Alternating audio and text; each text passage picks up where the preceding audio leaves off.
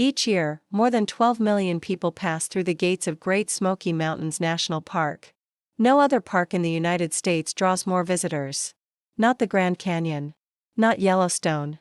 Not Yosemite. They are drawn by the ancient ridgelines veiled in drifting fog, by endless trails that wind through untouched wilderness, by the quiet promise of communion with nature. Most arrive believing this place is protected. They trust the presence of green uniforms, the familiar National Park Service badge, the idea that authority equals safety. A ranger, to them, is a symbol of order. A guardian. Yet history reminds us that symbols can deceive. Sometimes, what appears to serve the light is shaped by something far darker. In October of 2012, deep in a forgotten corner of the park, workers were dismantling an abandoned ranger cabin. Beneath the floorboards, they uncovered a metal hatch. Below it was a hidden chamber. Inside that room were two skeletons, shackled to the wall. Their skulls were fitted with iron restraints, steel plates welded shut, sealing their eyes and mouths. For a decade, these women had been listed as missing. For 10 long years, their families waited, hoping for a miracle. All that time, the truth lay buried beneath the home of a man entrusted with protecting visitors to the park. This is the account of two friends who set out on a hike and never came back. It is also a reflection of a system that failed when vigilance was most needed. And it is a warning about evil that wore a badge, hid behind procedure, and remained unseen for years. If you are new here, subscribe and enable notifications. And in the comments, ask yourself, do you place unconditional trust in those who wear uniforms, or do you believe anyone can conceal their true nature? Alicia Reed was born on March 14, 1979, in Westerville, Ohio, a quiet suburb of Columbus known for orderly streets, trimmed lawns, and its reputation as an ideal place to raise a family. The town revolved around community traditions, church gatherings, Sunday barbecues, and college life centered around Otterbein College. Alicia grew up in a household shaped by discipline and stability. Her father taught at a school. Her mother worked as an accountant. She was the youngest child and the only daughter, raised alongside two older brothers. From an early age, she showed a quiet independence that set her apart. In school, Alicia gravitated toward storytelling. She explored photography, pursued journalism, edited the school newspaper, and dreamed of one day creating documentary films. After graduation, she enrolled in Ohio University's mass communication program. It was there, during her first year, that she met Megan Hull. Megan was a year older and came from Gahanna, a neighboring town. Her father ran a small auto repair shop. Her mother worked as a nurse in a local hospital. Unlike Alicia, Megan's interests were rooted firmly in the natural world. She studied biology and ecology, driven by a vision of working in conservation, perhaps someday within a national park. Hiking was woven into Megan's childhood. Her family spent summers camping, moving from park to park. By the time she turned 20, she had already explored more than a dozen national parks across the country. The two met through the university hiking club, and their bond formed quickly. They balanced each other. Alicia was spontaneous and expressive. Megan was methodical and calm.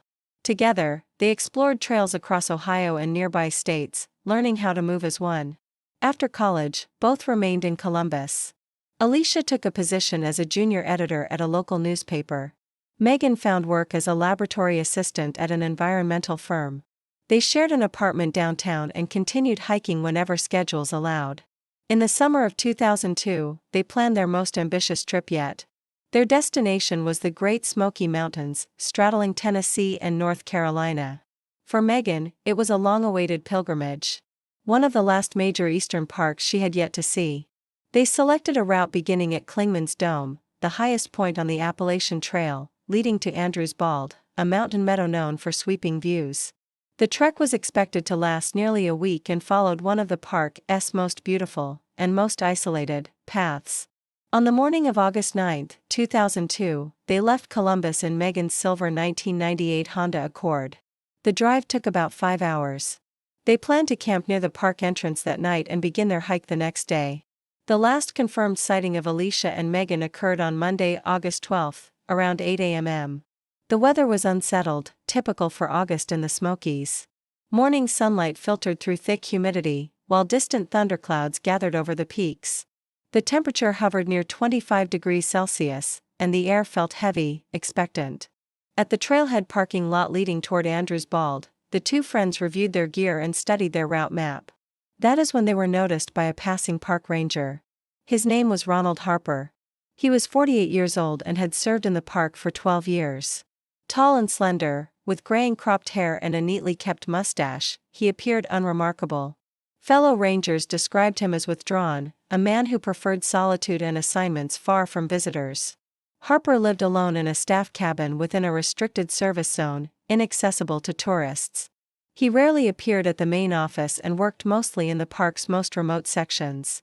That morning, as he drove past the lot in his service pickup, he slowed when he saw two young women bent over a map, unaware that their path had already crossed with something hidden, something watching, something waiting. He walked over, introduced himself, and offered assistance. Witnesses later recalled that nothing about the exchange felt unusual. The tone was light. Harper gestured toward the map, spoke for a moment, and the two women listened, smiling and nodding along. Soon after, he returned to his truck and drove off, leaving no reason for concern. Alicia and Megan adjusted their packs and stepped onto the trail. That moment marked the final time anyone saw them alive. They were expected back by Friday, August 16. Megan had promised her mother she would call as soon as they exited the park and regained cell service. Friday passed. Saturday followed. The phone never rang. By Sunday, August 18, worry hardened into fear. Megan's mother contacted the police. At first, her concern was dismissed. Two adult women, seasoned hikers, could be delayed for countless reasons: storms, rerouted trails, a minor injury slowing their return. She was told to wait. But a mother knows the rhythm of her child's life, and Megan never broke a promise. When she said she would call on Friday, she always did. On Monday, August 19, one full week after the last sighting, the park officially launched a search. Investigators began at the trailhead parking area. Megan's silver Honda Accord sat exactly where it had been left, dulled by dust and scattered pine needles. The doors were locked. Inside were personal items: Alicia's bag containing her wallet and identification, spare clothing, several books. The car keys were missing. They were later recovered from the pocket of Megan's backpack. Search teams moved out along the planned route. The path wound through thick forest, climbing toward high-altitude meadows. In some sections, trail markers were clear. In others, the route nearly vanished into undergrowth. Veteran rangers led the effort, supported by local search and rescue volunteers. On the second day, they found the campsite. It lay roughly 5 miles from the trail's start, tucked into a small clearing beside a stream. The location was ideal: level ground, access to water, shelter from wind. A green, 2-person Kelty tent stood neatly folded against the base of a large oak. It wasn't torn or abandoned in haste. It was arranged as if its owners were preparing to leave. Nearby were the remains of a fire, stones arranged in a ring, ash, partially burned branches. The flames had been put out but not buried, an unusual detail for experienced hikers. A short distance away lay 2 backpacks. Inside were sleeping bags, food, a water filter, a first aid kit, flashlights. Everything was accounted for. Except Alicia and Megan. Forensic teams examined the site carefully. There were no signs of violence. No blood. No evidence of a struggle. Heavy rains during the previous week had softened the ground, blurring most impressions, yet investigators still identified 2 sets of hiking boot prints, and possibly a third, larger set with a different tread. The search expanded and stretched on for 3 weeks. Helicopters scanned from above. Dogs traced scents across ridges and ravines. Hundreds of volunteers combed a wide radius around the camp, checking every trail, cave, and descent. Rivers and streams downstream were searched in case the women had fallen and been carried away by the current. Nothing was found. Alicia Reed and Megan Hull had simply vanished. Because the disappearance occurred within a national park, the case was elevated to the federal level. The FBI joined forces with the Tennessee State Police and the National Park Service. Special Agent Daniel Morris, a 20-year veteran known for handling complex missing person cases, was assigned as lead investigator. Morris began where all such inquiries begin, by examining the women's lives. Friends, family members, co-workers, former partners. Everyone was questioned. Every alibi was verified. Alicia had ended a difficult relationship 6 months earlier. Her ex-boyfriend had struggled to let go, appearing uninvited at her apartment more than once. But at the time of her disappearance, he was attending a wedding in California, confirmed by numerous witnesses. Megan, by contrast, had no recent conflicts, no strained relationships, no obvious shadows in her past that could explain what had happened next. Megan had no turbulent history, no broken relationships lingering behind her. Her attention was fixed on work and learning. She was thinking seriously about applying for a master's program in ecology. Her world was small and steady: family, a handful of close friends, coworkers she trusted. None raised concern. With no shadows in their personal lives, investigators shifted their focus outward, toward others who had crossed paths with the women inside the park.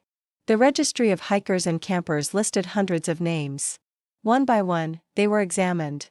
A few individuals stood out, men traveling alone, but background checks came back clean, and their movements after August 12 were verified.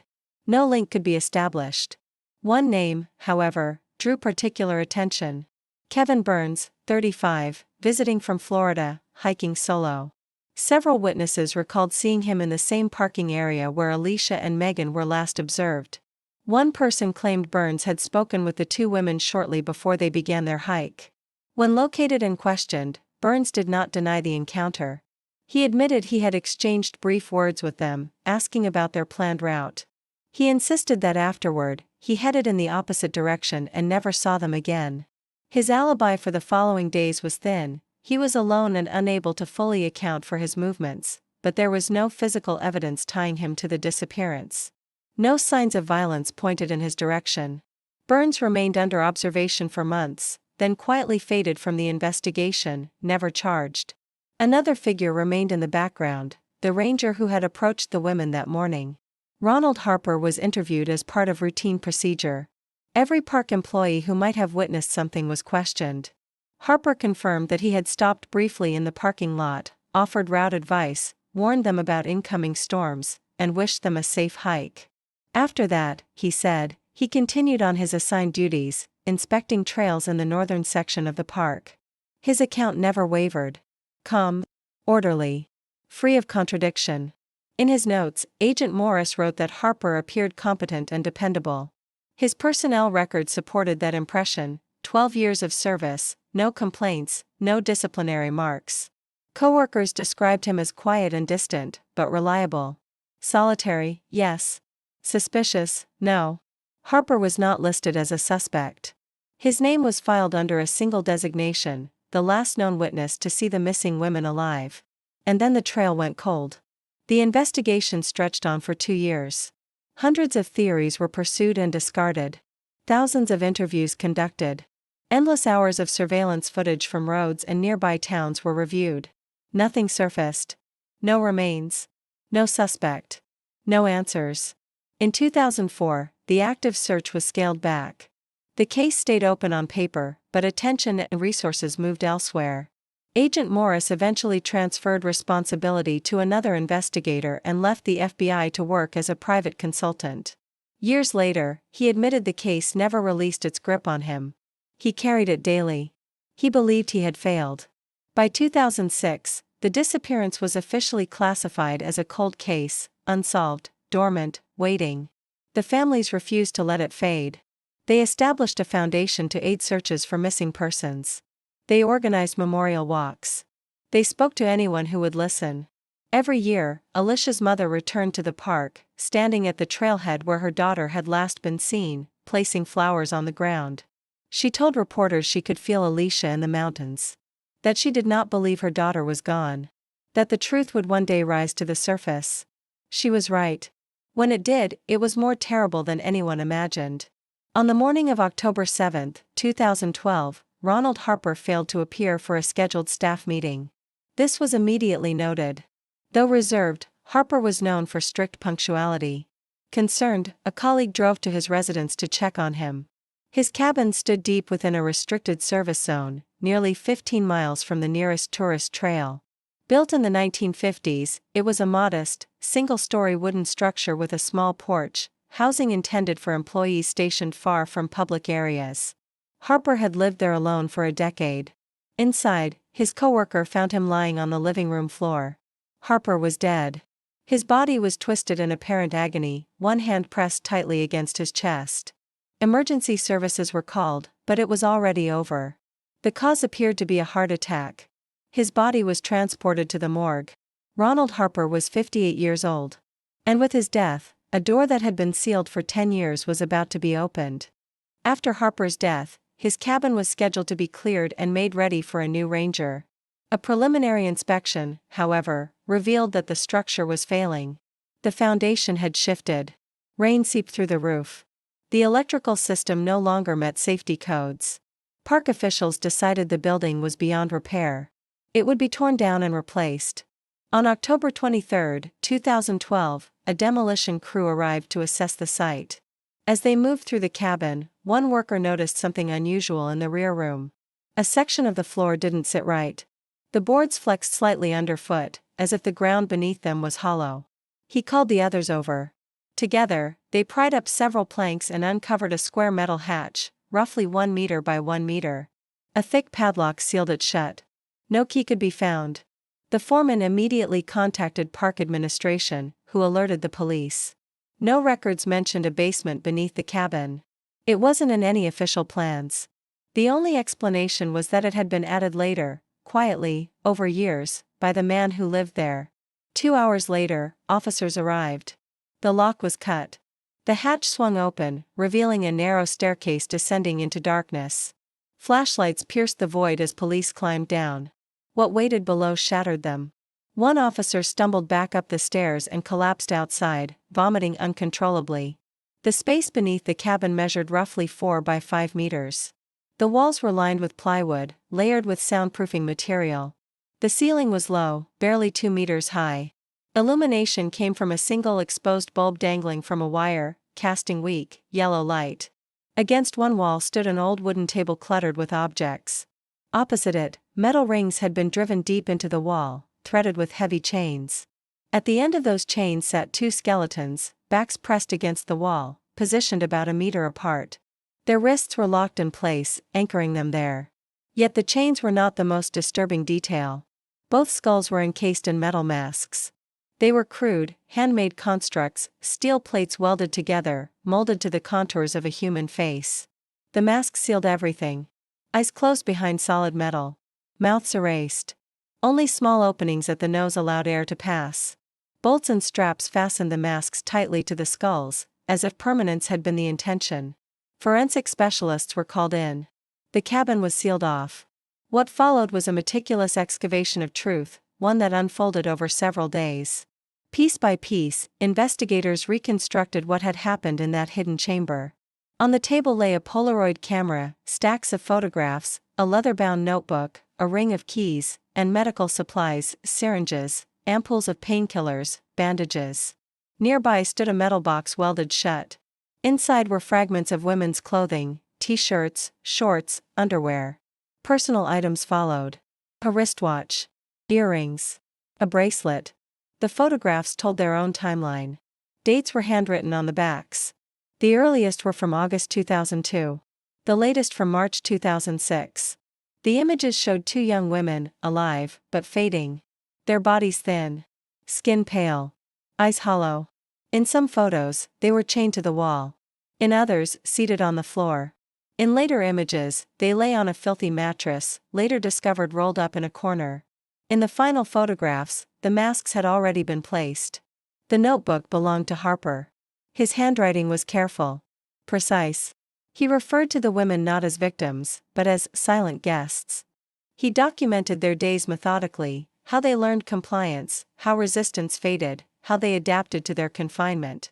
He wrote of perfection. Of transformation. Of the masks as a blessing, liberating them from sight, from speech, from choice. There was no anger in his words. No excitement. No remorse.